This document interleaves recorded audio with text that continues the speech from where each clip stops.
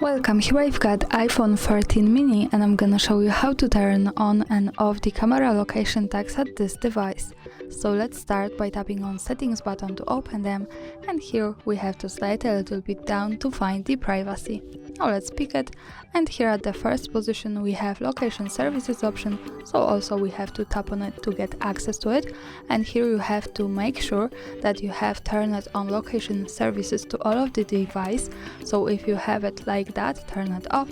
Let's tap to the right button to turn it on. Now let's move here to the list of the apps that can use the location.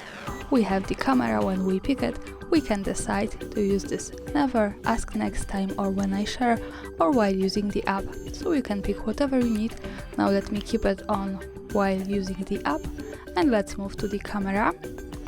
To take a picture, to see it, we have to tap to the left button that follows us straight to the gallery. This is how it looks like. And to check its location, we have to simply tap on this I letter button at the center, or just slide a little bit down so we can get access to the more details with the map and the full address. We can also tap here to open the maps. We have to allow them to see the full address.